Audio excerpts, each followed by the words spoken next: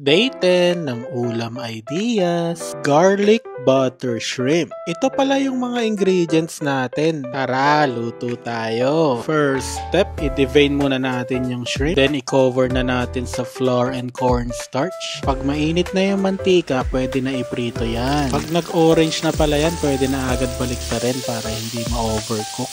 Next, tunawin na natin yung butter. Ilagay din pala natin yung pinagprituhan ng shrimp. Lagyan ng garlic, smoked paprika, black pepper. Hintayin na lang natin mag-brown yung garlic. Pero wag sunugin para hindi pumait. Pigaan natin ng lemon. Yan, pwede na ilagay yung shrimp. I-toss lang natin yung shrimp sa sauce. Lagyan ng lemon slices at lemon zest. Lagyan natin ng parsley. Bang! Finish na ang ating garlic butter shrimp. Kikikiw! Napakasarap nito. Alam nyo na yung costing at ingredients nasa comment section. Tara, kainan na!